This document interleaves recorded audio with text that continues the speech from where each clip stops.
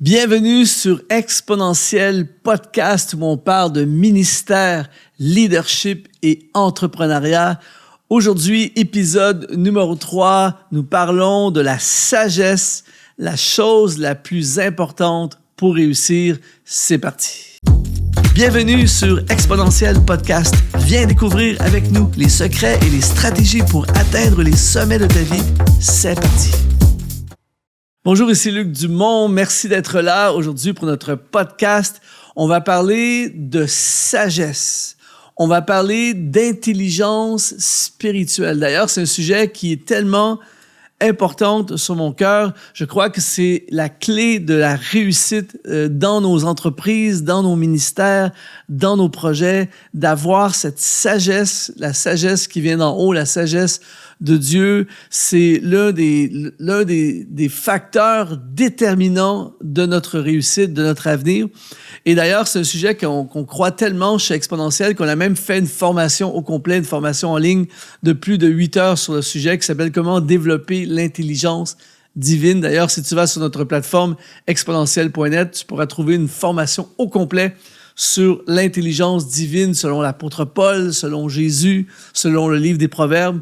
On parle des fils d'Issachar qui avaient l'intelligence des temps. L'intelligence spirituelle, la sagesse, va te préserver des mauvais choix et des mauvaises décisions qui sont tellement des facteurs qui nous font du tort dans nos carrières, dans nos ministères. La sagesse va te dire qui fréquenter, de qui t'éloigner.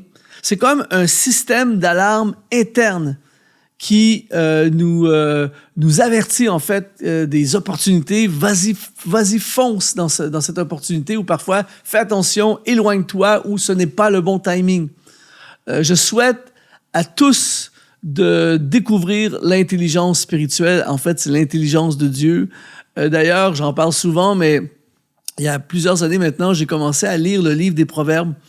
Avant, je le lisais dans mes lectures. Quand j'arrivais au chapitre au livre des Proverbes, je lisais le livre des Proverbes. Mais maintenant, intentionnellement, à chaque jour, je lis un chapitre. Il y a 31 chapitres dans le livre des Proverbes. Et donc, à chaque jour, je lis un chapitre selon la date. Le 12, je lis le chapitre 12. Et donc, le 15, le chapitre 15. Et à tous les mois, je lis le livre de la plus grande sagesse qui existe dans l'univers, la sagesse de Dieu. Et à chaque année, tu lis 12 fois le livre des Proverbes. Inévitablement, dans ta vie, au fil des ans, ça va produire quelque chose. L'apôtre Paul dit dans Romains chapitre 12, verset 2, il dit « Soyez transformés par le renouvellement de l'intelligence. » Dans le texte original grec, c'est « métamorpho ». Soyez métamorphosés par le renouvellement d'intelligence afin que vous discerniez quelle est la volonté de Dieu. Alors, quelqu'un qui marche dans la sagesse va discerner ce que Dieu veut et ce que Dieu fait. T'imagines la puissance de ton entreprise, la puissance de ton ministère lorsque tu sais ce que Dieu veut et ce que Dieu est en train de faire. Tu vas comprendre ce que Dieu veut. Alors, le livre des Proverbes, le livre de la sagesse, nous donne accès à la plus grande intelligence qui existe, l'intelligence divine, l'intelligence spirituelle. Si j'avais un conseil à donner à quelqu'un, ça serait ceci. À chaque fois que tu dois prendre une décision, à chaque fois que tu as une intersection de ta vie, à chaque fois que tu fais face à un dilemme, pose-toi constamment cette question. Qu'est-ce que la sagesse de Dieu dit par rapport à ma situation? Parfois, on se lance, parfois on est impulsif, parfois on est réactif, mais qu'est-ce que la sagesse de Dieu dit par rapport à cette situation? Et je peux t'assurer que ça va influencer tes choix. Et plus on prend des bonnes décisions, plus on fait des bons choix, plus notre vie devient extraordinaire, plus on devient influent, plus on impacte, plus on porte des fruits, plus on fait ce que Dieu veut. Et inévitablement, ça va nous amener à des réussites absolument spectaculaires grâce à Dieu, grâce à sa sagesse. Alors, aujourd'hui, on va regarder dans ce podcast quelques éléments essentiels, quelques éléments très puissants. On pourrait passer des heures et des heures. D'ailleurs, je t'encourage, si vraiment tu veux aller dans les heures et les heures, eh bien, tu vas dans la formation « Comment développer l'intelligence divine ». Aujourd'hui, c'est un genre de petit survol qu'on fait ensemble. Et la première chose, et ça va être dur, mais c'est quelque chose même que je dirais qui est en voie de disparition ou quelque chose qui est rare.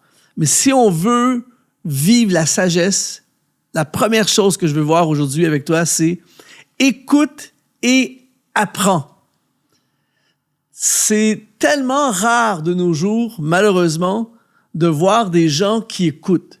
Je ne sais pas si tu as déjà vécu cette expérience, tu es en train de parler à quelqu'un, puis pendant que tu lui parles, tu sais qu'il ne t'écoute pas. Moi, ça m'est arrivé récemment, je suis en train de parler avec quelqu'un, je suis en train de lui donner un bon conseil. Je crois que c'est un bon conseil. Il y a certains sujets, des fois, que je n'ose pas m'aventurer parce que je suis pas certain d'avoir raison, je suis pas certain d'avoir les qualifications ou la connaissance pour intervenir. Mais cette situation-là, c'est une situation que j'ai déjà vécue et que je connais plein de gens qui ont vécu et je sais que c'est la bonne chose à faire. Et pendant que j'étais en train de parler avec la personne, je vois qu'elle ne m'écoute pas. Et en plein milieu, je suis arrêté de parler. Proverbe chapitre 1, verset 5, il dit que le sage écoute et il augmentera son savoir. Et celui qui est intelligent acquérera l'habileté. Que le sage écoute et il augmentera son savoir. C'est intéressant de voir ici qu'il ne dit pas que l'insensé écoute et il deviendra sage. Ça dit que le sage écoute et il augmentera son savoir. Donc, en fait, pour écouter, il faut déjà à la base qu'on soit sage. C'est un signe de sagesse que d'écouter. Et pourtant, on aurait pu penser que l'intelligence nous pousse à parler en premier, c'est que le sage parle en premier puisqu'il est sage. Que le sage réponde tout de suite, que le sage n'a pas besoin d'écouter, il est déjà sage. Non, il dit que le sage écoute. Et le mot « écouter » en hébreu, c'est le mot « shama ». Et le mot « shama » veut dire également, se traduit également par « porter attention » ou « discerner ». Ici, il dit que c'est sage de porter attention et de discerner, shama. Et donc, l'idée pour devenir des hommes et des femmes sages, cette sagesse va nous amener à des grandes conquêtes, des grandes réussites, des grandes victoires dans notre vie, eh bien, c'est simple, écoute et apprends. Apprendre est un signe de sagesse. John Kennedy, un président américain très connu, a dit « Celui qui cesse d'apprendre est vieux ». Et bon, j'aimerais dire qu'il y a des vieux de 22 ans qui, aussitôt qu'ils sont sortis d'école, ont arrêté d'apprendre. Et moi, je veux faire partie de ces personnes, j'espère que toi aussi, qui ne cessent jamais d'apprendre. Je veux apprendre. D'ailleurs, je veux te féliciter d'être là dans ce podcast, de suivre. C'est déjà un signe que tu veux apprendre. C'est déjà un signe de sagesse et je veux vraiment t'honorer et te féliciter pour ça. Un des grands trésors que j'ai trouvé dans ma vie, et je te souhaite la même chose, et c'est possible, c'est ce que j'appelle la puissance des mentors.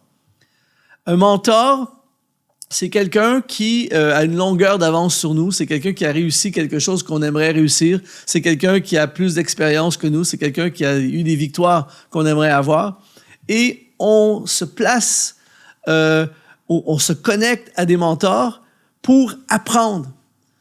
Imagine, tu es un jeune évangéliste ou tu ressens l'appel d'être évangéliste. Imagine avoir la possibilité pendant qu'il était vivant, d'être connecté à Reinhard Bonnke, un des évangélistes qui a touché le plus de monde sur la terre, avoir Billy Graham comme mentor. Imagine tout ce que tu pourrais apprendre. Mais pour ça, il faut écouter et apprendre. Imagine, tu es un compositeur de chant et c'est Joel Houston, un des grands compositeurs de Hillsong qui est ton mentor. Imagine, tu veux lancer une œuvre humanitaire et c'est Mère Teresa, ton mentor. Tu veux te lancer en business avec Jeff Bezos ou Elon Musk, qui sont tes mentors. Et là, l'idée, c'est pas de dire, bon, est-ce qu'il est bien ou il n'est pas bien. L'idée, c'est que ce sont des experts qui ont réussi dans le business.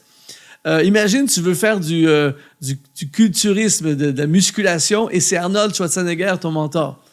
Pourquoi je dis ça? C'est que l'idée, c'est que quand tu te places sous des mentors, c'est un signe de sagesse parce que tu vas apprendre. Écoute et apprends. Le problème, c'est qu'il y a des gens qui veulent des mentors, mais qui ne sont pas prêts à écouter. Un jour, j'étais dans un groupe de personnes et la personne me pose la question. Elle me dit, « Luc, comment on fait pour avoir des mentors dans notre vie? Comment on fait pour avoir un mentor? Je lui ai dit, je ne peux pas nécessairement tout te dire, ce serait trop long de te dire tout ce qu'il faut faire pour avoir un mentor, mais une chose qu'il ne faut pas faire, si tu veux être sûr que quelqu'un ne devienne pas ton mentor, n'écoute pas. La dernière chose qu'un mentor a envie de faire, c'est d'enseigner quelqu'un qui n'écoute pas. Et pendant que j'étais en train de dire ça à cette personne, la personne, je lui dis en passant, voici mon conseil par rapport à ta situation, parce que juste avant, la personne m'avait posé une question, et pendant que je lui donne le conseil, elle me dit « oui, mais blablabla. Bla, bla, bla. » Et finalement, elle ne m'écoute pas. Et tout de suite, j'ai compris que cette personne ne pourrait pas progresser. Parce que le sage écoute et il augmentera son savoir. Les disciples ont changé le monde parce qu'ils ont eu Jésus comme mentor. Timothée a été l'un des plus grands pasteurs du Nouveau Testament parce qu'il a eu Paul comme mentor. Élisée a eu Élie, Josué a eu Moïse. Ils avaient des mentors. Mais ça ne sert à rien d'avoir un mentor si tu n'écoutes pas. Que le sage écoute et il augmentera son savoir. Le mot « augmenter » en hébreu, c'est « yazaf », qui veut dire « dépasser » ou « surpasser ».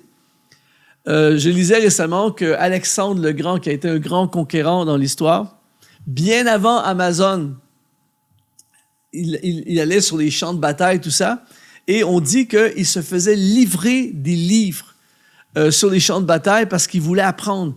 Et bien avant qu'Amazon fasse la livraison des livres, lui, il se faisait venir des livres, littéralement. Et on dit qu'il demandait souvent à ses soldats de faire le plus de prisonniers possible. Il passait des heures à poser des questions aux prisonniers sur leur culture, parce qu'il voulait comprendre comment pensaient ses adversaires. Donc, c'est fort quand même. J'aime beaucoup cette citation de Steve Jobs, le fondateur d'Apple. Il a dit « Je paye des experts pour qu'ils me disent quoi faire. » Ça, c'est de la sagesse. Que le sage écoute et il augmentera son savoir. Je suis allé il y a plusieurs années au camp de base de l'Everest et j'ai un ami qui a été mon mentor de montagne. J'en parle dans un podcast précédent, Mario qui s'appelle. Et il m'expliquait que quand il a fait le sommet de l'Everest, bien à chaque année, les alpinistes arrivent en avril, fin mars, début avril, et ils font le sommet dans le courant du mois de mai, le sommet de l'Everest. Mais juste avant eux, les Sherpas arrivent. Et ce que font les Sherpas, c'est qu'ils installent, c'est des experts de la montagne, c'est des gens extraordinaires, et ils installent des cordes sur la route. Et les alpinistes, quand ils arrivent, ils ont simplement besoin de s'agripper sur des cordes déjà installées sur la meilleure route pour se rendre au sommet. Mais imagine un alpiniste qui, lui, arrive et il dit « Ah non, moi, j'ai pas besoin de ça, j'ai pas besoin... » Eux, ça fait des décennies qu'ils installent des cordes, ça fait des décennies qu'ils connaissent le chemin, mais moi, je veux faire mon propre chemin, j'ai pas besoin qu'on me dise quel chemin. Et là, tu vas te faire une paroi ultra dangereuse et tu tombes dans une crevasse. Pourquoi on ferait quelque chose comme ça alors qu'il y a des gens qui savent quelle route prendre, qui savent comment le faire et qui le font? Et pourtant, malheureusement, il y a plein de gens qui vivent des catastrophes dans leur vie, des gens qui prennent des mauvaises décisions, des gens qui se lancent dans des projets, dans des investissements ridicules, des gens qui, dans le ministère, font tellement des mauvaises associations, des mauvaises décisions, des hommes et des femmes d'affaires qui se trouvent dans des galères épouvantables parce qu'ils n'ont pas écouté, même pas cherché à apprendre. Mais toi et moi, on va chercher à être différents. On va devenir des hommes et des femmes sages, que le sage écoute et il augmentera son savoir. Je veux t'encourager, toutes les personnes autour de toi, écoute, prends le temps d'écouter les conseils. Et tout à coup, tu vas apprendre des choses que tu ne savais pas auparavant et ton niveau de sagesse va augmenter. Et parce que ton niveau de sagesse augmente, tes victoires vont augmenter, tes résultats vont augmenter, ton ministère va progresser, ton business va décoller. C'est un truc énorme. La deuxième chose qui est merveilleux de la sagesse, c'est la sagesse te donne la direction.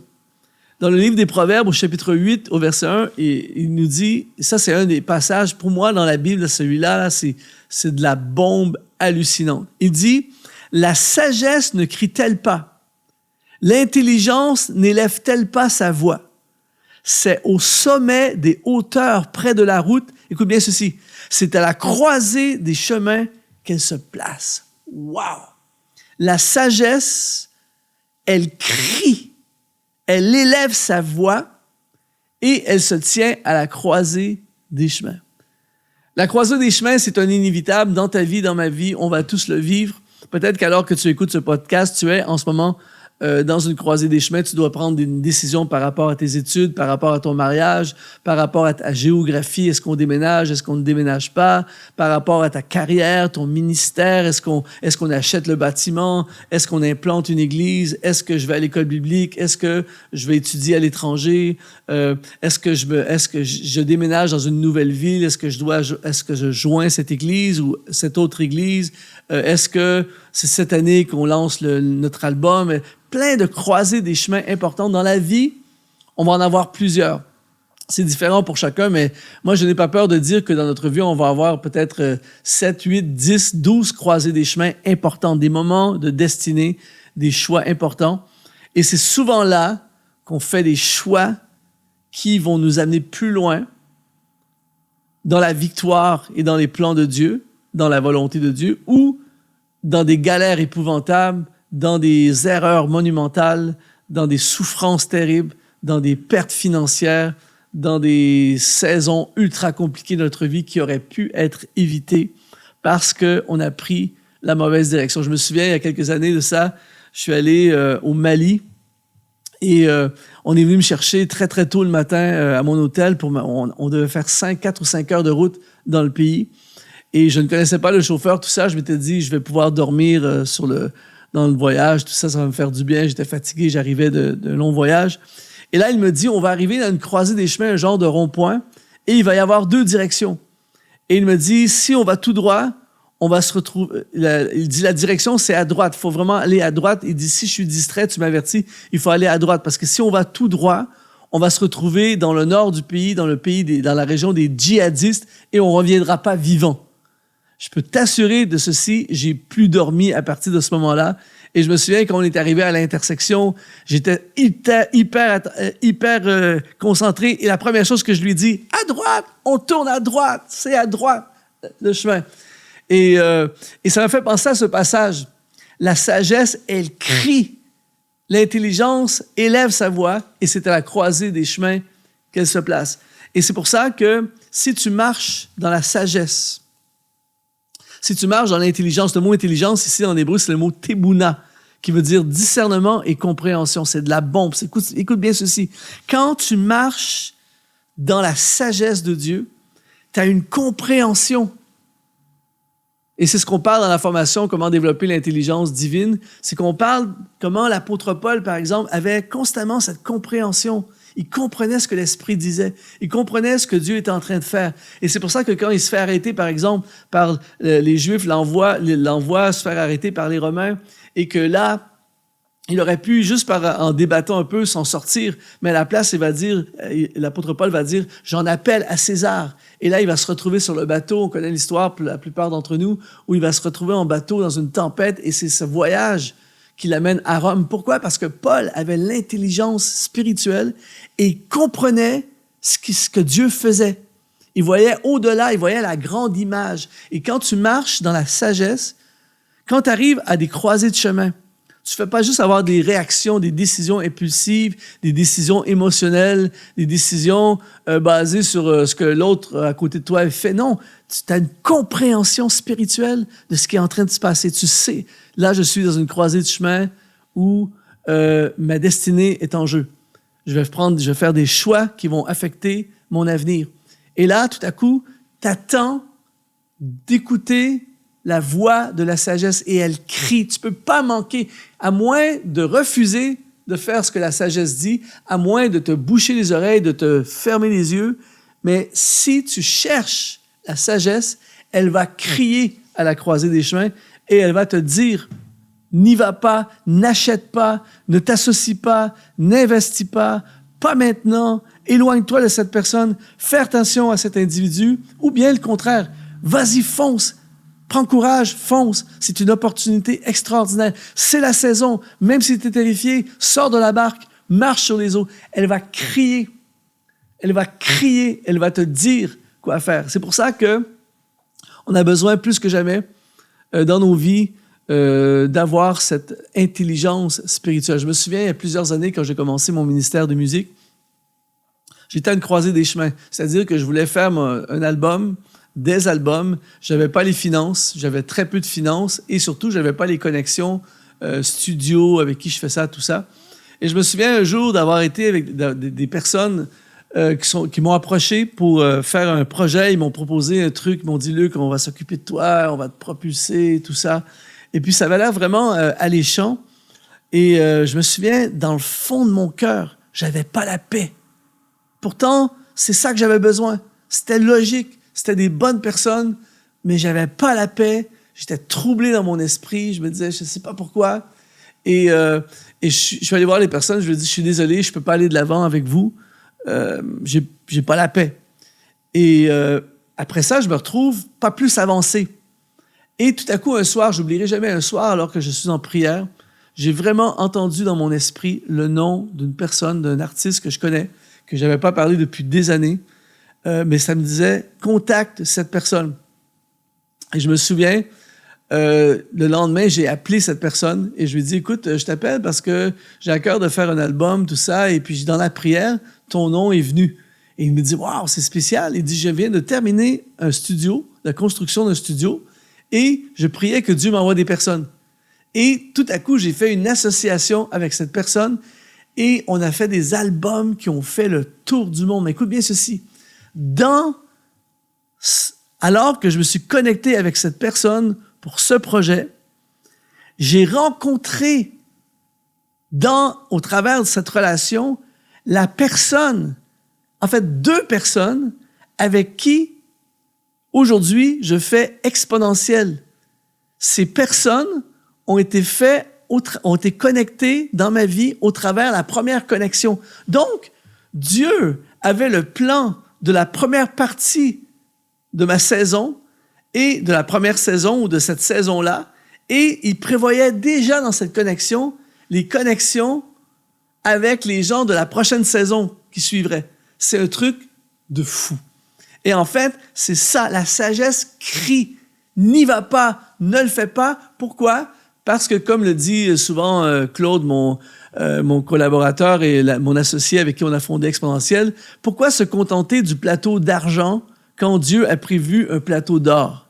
Pourquoi se contenter de quelque chose de moyen quand Dieu a prévu quelque chose de plus? Et très souvent, quand on n'écoute pas la sagesse, eh bien, on manque les opportunités divines. Alors, toi et moi, on va devenir des hommes et des femmes sages, des gens qui marchent dans la sagesse, et parce qu'on est sage, on va avoir une direction. Aujourd'hui, si tu cherches une direction à ton ministère, si tu es à une croisée des chemins dans ton entreprise, par rapport à ton ministère, quoi que ce soit, je veux t'encourager à chercher la sagesse de Dieu. Pose-toi la question, quelle est l'intelligence divine par rapport à cette situation? Quel est le choix judicieux? Qu'est-ce que Dieu dit dans cette situation? Je peux t'assurer, tu vas t'éviter tellement de souffrances, tellement de difficultés, tellement de moments où tu tournes en rond, tellement de pertes de temps, tellement de choses inutiles que tu n'as pas besoin dans ta vie, tu n'as pas besoin dans ton ministère. Ça va te sauver la vie. C'est vraiment un truc énorme. La sagesse est la chose la plus importante pour réussir tes entreprises. Alors, aujourd'hui, je veux t'encourager à chercher plus que jamais, comme Salomon. Salomon a demandé un cœur intelligent pour pouvoir diriger. Il n'a pas demandé la puissance, il a simplement demandé à Dieu un cœur intelligent. Et c'est ce que je prie pour toi. Je prie que tu puisses découvrir la sagesse. Et tu peux commencer aujourd'hui simplement. 2 choses que je t'encourage à faire. Premièrement, à partir de demain matin, commence à lire le chapitre des Proverbes qui correspond à la date où tu écoutes ce podcast. Et à tous les jours, tu lis un chapitre des Proverbes. Je peux t'assurer, 1 an plus tard, tu vas passer à un autre niveau. Et également, je t'encourage à aller sur exponentiel.net, sur notre site, et tu vas dans la section formation. On a une formation au complet qui s'appelle « Comment développer l'intelligence divine ». J'ai mis mon cœur dans cette formation. Et tu vas découvrir l'intelligence selon l'apôtre Paul, l'intelligence spirituelle selon Jésus, l'intelligence spirituelle selon le livre des Proverbes, l'intelligence spirituelle selon les fils d'Issachar, des heures et des heures d'enseignement pour t'aider à grandir et à devenir un homme, une femme sage. Merci d'avoir été là, merci d'avoir suivi ce podcast numéro 3 et je te donne rendez-vous la semaine prochaine pour une prochaine émission où on grandit ensemble, on devient des hommes et des femmes de Dieu, des entrepreneurs du royaume, on bâtit en leadership et on grandit avec Dieu. Ici Luc Dumont, sois exponentialisé.